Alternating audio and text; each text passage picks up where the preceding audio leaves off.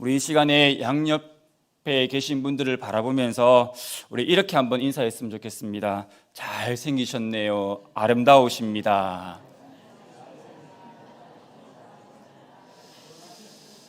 지금 누구에게 이야기할까 머뭇거리면서 얼굴을 쳐다보지만 마지못해서 말을 하지 못하는 분들이 몇몇이 계시는데, 우리 다시 한 번 더 우리 양옆을, 좀 어색하면 저를 향해서 이야기하셔도 됩니다.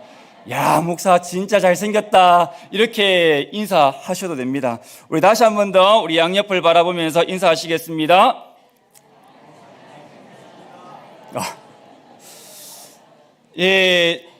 제가 명화 유치 유년 초등부 서영교회 와서 중등부까지 오랜 기간 동안 이제 주일학교 사역을 하면서, 특히 유년부 초등부 사역을 할 때에 꼭 아이들에게 늘 주입시켰던, 어떻게 보면 우리 아이들의 머릿속에 각인시켰던 단어가 있습니다. 그것이 무엇인지 아십니까? 목사님은 잘생겼다. 그래서 우리 아이들이 제가 주일학교를 맡을 때에 우리 아이들이, 부사아이들이 지나가면 저 멀리서도 목사님 잘생겼어요 라고 하면서 저를 향하여서 쫓아왔던 그런 기억들이 있습니다. 왜 제가 갑자기 이러한 이야기를 하냐 하면, 우리 아이들한테 꼭 각인시키고 싶었던 것이, 너희들은 하나님의 걸작품이야. 너희들이 이 땅 가운데 살아가면서 자존감이 낮아서 너희들이 아무것도 할 수 없는 그 순간에 놓여 있다 할지라도, 하나님께서 너희를 이 땅 가운데서 가장 거룩하고 존귀한 존재, 걸작품으로 만들었기 때문에 너희들은 세상 가운데서 가장 당당하게, 가장 자신감 있게 멋진 인생을 살아가야 돼라는 그러한 의미에서 제가 이러한 이야기들을 꼭 들려주었습니다. 그런데 우리 아이들은 이 후자 이야기를 잘 잊어버리고 전자 이야기, 설진현 목사는 잘생겼어, 이야기만 늘 기억하고, 지금도 가끔씩 저희 제자들하고 통화를 하면 목사님 아직도 잘생겼습니다 라고 그렇게 이야기하는 친구들이 있습니다. 앞에선 설진현 목사 잘생겨 보이죠? 전혀 반응이 없네요. 제가 이렇게 고백하는 이유는 바로 하나님의 걸작품이기 때문입니다. 우리가 이 땅 가운데 살아가면서 하나님의 걸작품답게 정말 멋진 인생을 살아내는 우리 서연의 성도님들의 삶이 되시길 주님의 이름으로 축복합니다. 언젠가 독일에서 있었던 이야기입니다. 함부르크의 어느 한 호텔에 적객 주임이 새로 부임하게 되었습니다. 적객 주임이 새롭게 직업을 구했고 새롭게 직분을 맡았기 때문에 자신에게 주어진 그 직분을 잘 감당하기 위해서 직원들에게 이런저런 일을 막 시키면서 분주하게 다녔습니다. 그런데 정원 한가운데에서 손님들을 위해 마련해 놓은 아주 고급스러운 벤치에 인상도 그리 좋지 않고 옷차림도 지저분한 한 늙은 남자가 걸터 앉아 있는 것을 보게 됩니다. 적객 주임은 이러한 훌륭한 고급 호텔의 분위기가 행여나 저 한 사람 때문에 해쳐질까봐 이 적객 주임은 슬그머니 그 사람 뒤로 돌아가서 쪽지 하나를 내밉니다. 여보세요, 미안하지만 남의 눈에 띄지 않게 즉시 이곳을 떠나주세요. 이 분은 이 쪽지를 받고 읽은 후에 조용히 그 자리를 떠나게 됩니다. 그런데 이 일이 있은 지 며칠이 지나지 않아서 이번에는 그 적객 주인에게 다음과 같은 쪽지가 전달되었습니다. 여보시오, 미안하지만 남의 귀에 소문나지 않게 오늘 즉시 이 호텔에서 나가주시오. 남루한 옷차림의 주인공 백. 깜짝 놀란 이 적객 주임은 이 남루한 옷차림의 주인공이 누구인지 수소문하기 시작합니다. 자기가 이렇게 열심히 수소문해 본 결과 그 사람은 바로 호텔의 사장이었습니다. 사람을 외모로만 보고 판단했던 이 적객 주임은 아무 소리도 못하고 어쩔 수 없이 어렵게 구한 그 호텔을 그만두고 말아야 했습니다. 여러분은 사람을 어떠한 기준으로 판단하십니까? 혹시 겉모습만으로 사람을 평가하지는 않습니까? 하나님은 사람의 기준으로 평가하지 않습니다. 바로 하나님의 기준으로 평가하시죠. 그렇다면 하나님의 기준은 무엇일까요? 우리가 어떻게 해야 하나님의 마음에 꼭 맞는 안성맞춤의 신앙인이 될 수 있을까요?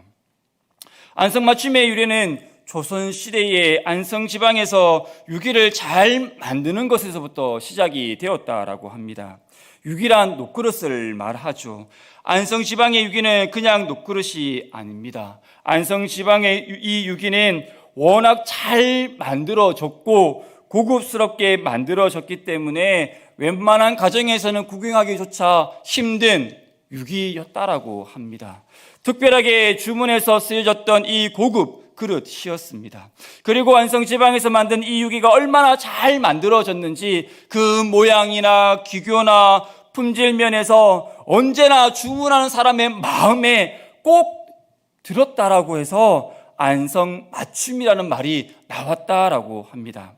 그곳은 너에게 딱 안성맞춤이야. 오늘은 어제보다 날씨가 따뜻해서 운동하기에 안성맞춤이야. 이렇게 사람의 마음에 꼭 들었을 때 우리는 안성맞춤이라는 말을 흔히 씁니다. 오늘 말씀에도 보면 하나님의 마음에 쏙 드는 안성맞춤의 신앙이 되기 위해서 우리가 어떻게 해야 하는지에 대해서 말씀하고 있습니다. 오늘 1절에 보면 사무엘은 사울로 인하여서 크게 슬퍼했다라고 말씀하고 있습니다. 사무엘이 그만큼 사울에게 큰 기대와 소망을 가지고 있었기 때문입니다. 왜 사무엘이 사울 때문에 그렇게 슬퍼했습니까? 사울이 하나님의 말씀을 떠난 삶을 살았기 때문이었죠. 사람은 누구나 기대가 큰 만큼 실망도 큰 법입니다.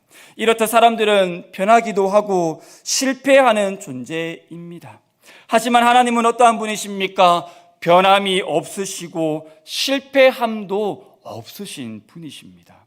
때문에 우리가 하나님께 소망을 두면 결코 실망치 않는 삶을 살아가게 된다라는 거죠. 하나님께서 사무엘에게 더 이상 사울의 일로 인해 슬퍼하지 말라라고 하시면서 뿔에 기름을 채워 가지고 베들레헴의 이새의 아들 중에서 내가 한 사람을 택하였으니 그에게 가서 기름 부음으로 미래를 준비하게 하십니다. 베들레헴 이새의 아들은요, 사무엘이 생각지도 못했던 인물이었습니다. 베들레헴은 작은 마을이죠. 사무엘이 다녔던 지역도 아닙니다. 아마 이새라는 이름도 처음 들어보았을 것입니다. 그러나 바로 그곳에 하나님의 예비하심이 있었습니다. 3절에 보면 내가 내게 행한 일을 가르치리니 라고 말씀하고 있죠.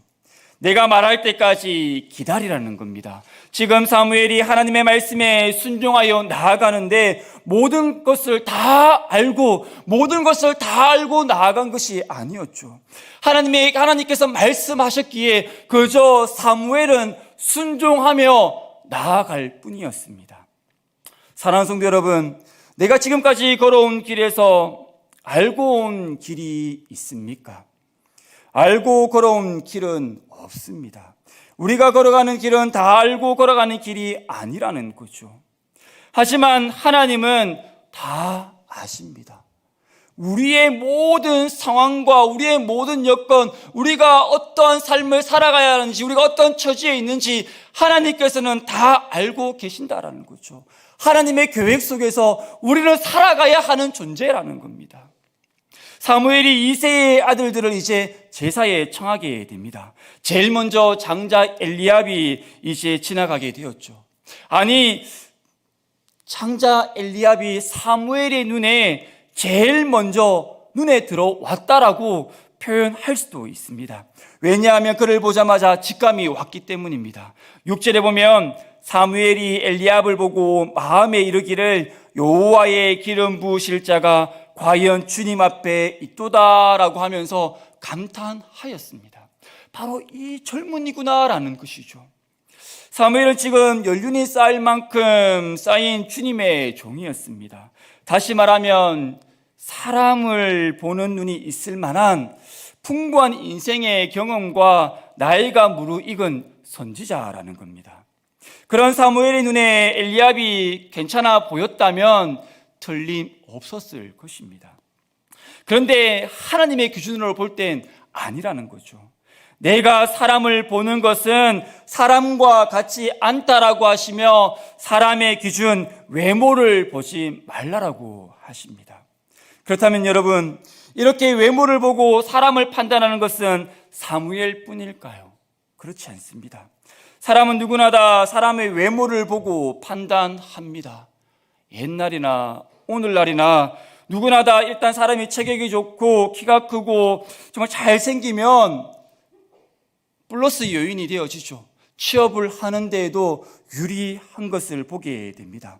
그래서 많은 사람들은 좋은 화장품도 바르고 좋은 옷도 입고 그리고 때로는 부작용도 맞지 않고 성형수술까지 하는 것을 보게 되죠. 왜 이렇게 많은 사람들은 겉모습에 많은 투자를 하는 것일까요? 사람들에게 인정받고 싶기 때문입니다. 이것은 사람의 기준입니다. 하나님의 사람 사무엘도 사람을 보는 첫 기준은 외모였습니다. 사무엘뿐만 아닙니다. 다윗의 아비 이새도 동일하였죠. 분명 이새와 이새의 모든 아들이 제사에 초대되었습니다. 그러면 모든 아들들을 다 데리고 이 제사에 참석해야 함에도 막내 아들 다윗만 들판에서 양을 지키게 하고 7명의 아들과 함께 제사에 참여하였다라는 거죠. 제사에 참석한 7명의 아들이 사무엘 앞으로 다 지나갔지만 하나님께서는 어떻게 하셨습니까? 내가 아직 선택하지 않았다. 내가 아직 선택하지 않았다라고 말씀하십니다. 7은 완전수입니다. 사무엘이 이새의 7 아들을 그에게 보였다라는 것은 이새가 사무엘 앞에 내놓을 만한 아들들을 모두 다 데리고 왔다라는 뜻입니다.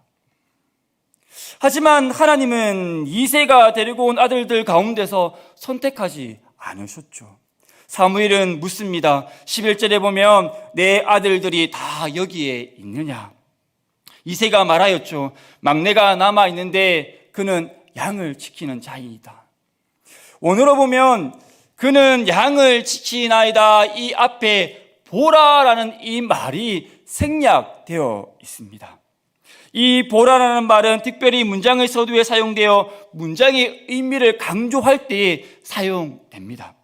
즉 이새는 자신의 막내 아들 이 다윗은 양을 치는 자에 불과하다. 즉 아버지조차도 이 아들 이 다윗을 인정하지 않았다라는 겁니다. 막내가 하나 있긴 한데 만나보나 마나입니다. 별로 신통한 구석이 없습니다. 그러니까 만나볼 필요가 없습니다라고 이 이새는 그렇게 생각했다라는 거예요. 성도 여러분 보십시오. 부모도 그를 인정하지 않았습니다. 형제들도 이 다윗을요 인정하지 않았다라는 거예요. 하지만 하나님께서 그런 다윗을 어떻게 하셨습니까? 인정하셨습니다. 12절 말씀에 보면 하나님께서 이렇게 말씀하십니다. 이가 그니 일어나 기름을 부으라. 여기에서 우리가 하나님께 쓰임받는 비결이 나옵니다. 세상 모든 사람들이 다 아니라고 말해도 나 자신도 아니라고 생각할지라도 하나님이 쓰시겠다라고 말씀하시면 얼마든지 하나님의 충성된 일꾼으로 쓰임받을 수 있다라는 거죠. 사랑하는 성도 여러분, 하나님의 기준은 지금 다윗이 보여주고 있는 외모와 현재 그의 가족들과 사람들 앞에서 드러내 보이고 있는 그의 실력이 아닙니다. 지금 그의 외모는요 왜소했고 그의 능력은 양치는 소년에 불과하였습니다. 그러나 하나님께서 보시는 것은 사람들의 눈에는 드러나지 않지만 그 중심에 가득 찬 하나님을 향한 그 마음을 보셨다라는 거죠. 마음을 보시는 하나님 앞에 다윗은 이미 준비된 사람이었습니다. 사람들이 보는 외적인 조건을 생각하면 다윗은요, 기름 부음을 받을 수 없는 자입니다.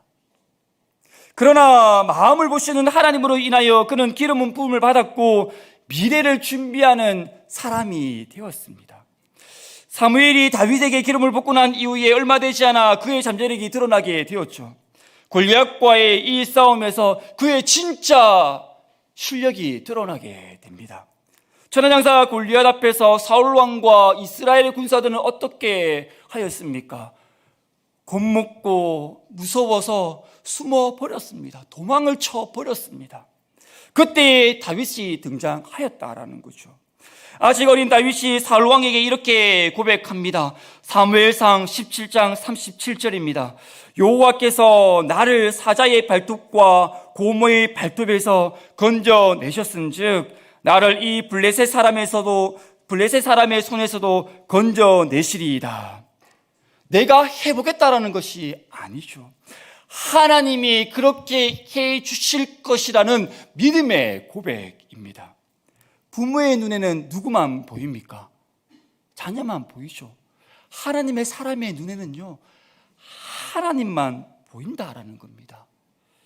교회를 살아가는 사람의 눈에는 그렇다면 뭐가 보일까요? 교회만 보이게 되어 있습니다. 다윗의 눈에는요, 하나님만 보였다라는 겁니다. 골리앗이 보였던 것이 아닙니다. 세상이 보였던 것이 아닙니다. 하나님이 보였던 것이죠.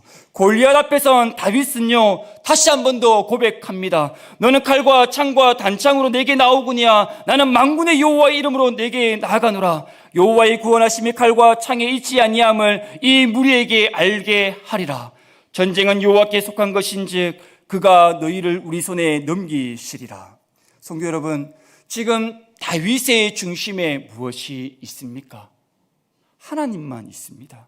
다윗의 중심엔 하나님에 대한 철저한 믿음만 가득 차 있었다라는 거죠. 그것이 때가 되자 마치 이 화산의 땅 속에서 꿈틀꿈틀거리고 있다가 이제 산봉우리가 입을 크게 벌려 하늘을 향해서 크게 내뿜어 버리는 것처럼 그의 중심으로부터 하늘을 향한 그 믿음이 한꺼번에 쏟아져 나온 것입니다. 하나님께서 그의 중심에 꿈틀거리고 있던 하나님을 향한 믿음과 열정을 알고 계셨습니다. 그의 중심을 보셨습니다. 다윗의 중심은요, 하나님의 영으로 가득 찬 젊은이였습니다. 아니, 아직은 미소년에 불과한 다윗이었지만 중심은 하나님의 대한 강한 확신에 찬 믿음이 있었다라는 거죠. 다윗은 철저한 하나님의 중심의 사람이었습니다. 하나님만 두려워했습니다. 하나님의 능력만 믿고 나아갔습니다. 다윗이 두려워한 것은 골리앗이 아닙니다. 형들이 아닙니다. 세상의 것들이 아닙니다. 하나님이 나를 지키시면 골리앗도 이길 수 있다라는 사실을 조금도 의심하지 않았습니다. 하나님은 사람의 외모를 보시지 않으시죠. 중심을 보십니다. 뽕나무에 올라간 삭개오를 보셨습니다. 18년 된 귀신 들린 여자도 예수님께서 중심을 보시고 아브라함의 딸이라고 부르셨습니다. 하나님께서는 다윗의 중심에 있는 믿음을 보셨습니다. 하나님만 의지하고 하나님만을 사랑하는 이 다윗의 그 마음의 그 중심을 보셨다라는 겁니다. 역대하 16장 9절 말씀에 보면 여호와의 눈은 온 땅을 두루 감찰하사 전심으로 자기에게 향하는 자들을 위하여 능력을 베푸신다라고 말씀하고 있습니다. 사울 왕이 하나님의 말씀을 버렸으므로 하나님도 그를 버렸습니다. 하지만 다윗이 하나님의 이름을 높임을 통하여서 하나님도 다윗을 높여 주셨습니다. 사랑하는 성도 여러분, 우리가 다윗과 같이 전심으로 온 마음을 다하여서 하나님을 바라보고 하나님과 함께 할 때에 우리도 얼마든지 다윗처럼 쓰임받는 자가 될 수 있습니다. 그러므로 우리의 마음의 중심을 확고히 하시기 바랍니다. 하나님의 마음에 꼭 맞는 안성맞춤의 신앙이 되려면 무엇보다도 우리는 충성된 자가 되어야 합니다. 사무엘상 16장 11절 상반절에 보면 또 사무엘이 이새에게 이르되 내 아들들이 다 여기 있느냐? 이새가 이르되 아직 막내가 남아있는데 그는 양을 지키나이다. 여기서 우리가 주목해 보아야 할 것은 그는 양을 지키나이다 입니다. 그가 막내이기 때문에 어쩔 수 없이 양을 지킨 것일까요?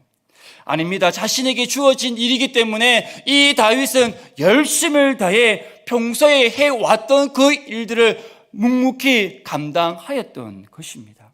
성도 여러분, 하나님의 일은 높고 낮음이 없습니다. 귀하고 천한 일도 없습니다. 그저 자신에게 맡겨진 그 일에 최선을 다해 묵묵히 열심을 다해 감당하기만 하면 하나님께서 그것을 기억하여 주신다라는 거죠.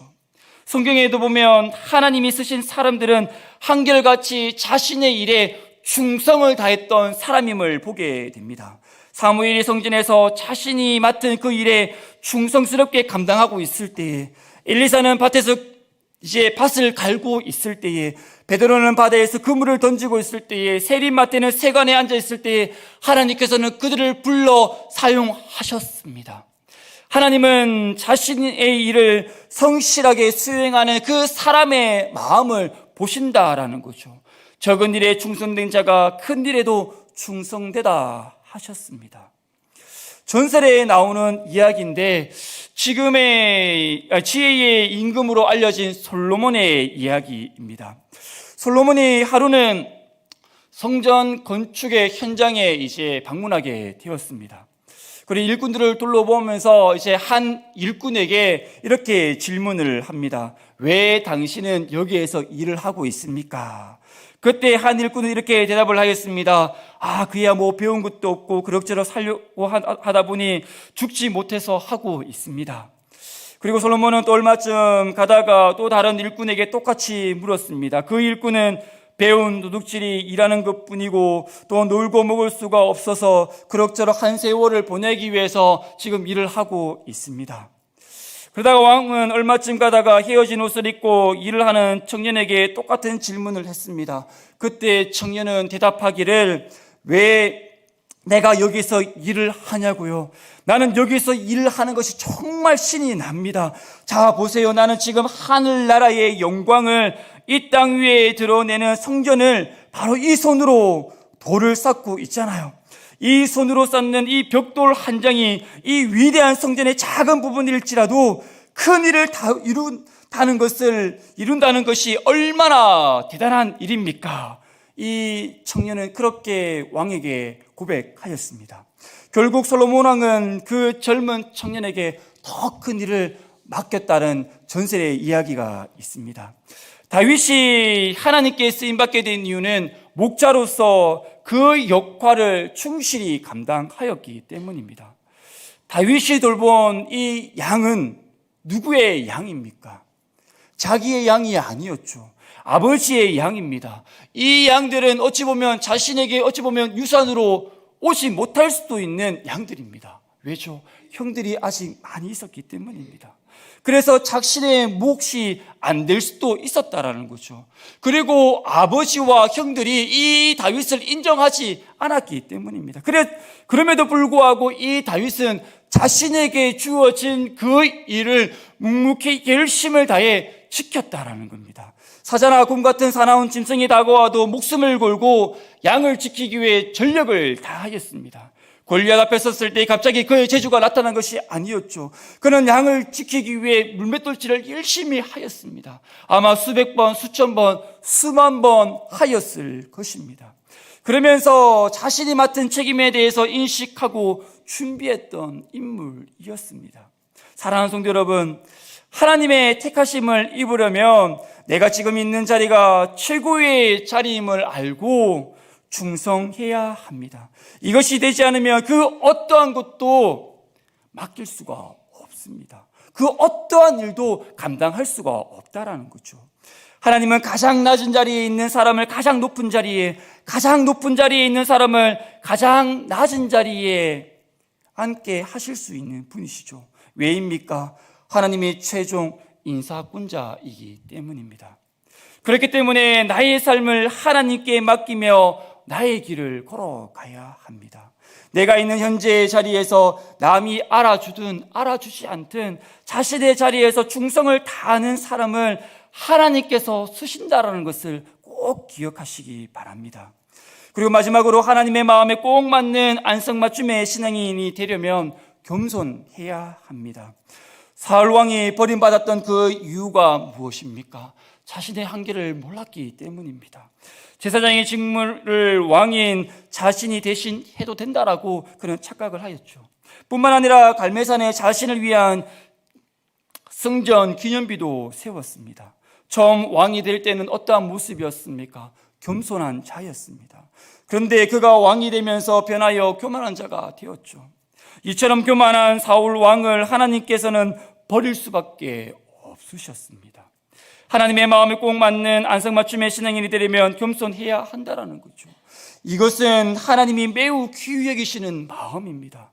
사람은 안 바뀌어 고쳐 쓰는 게 아니야 라는 말을 한 번쯤 들어보셨을 겁니다.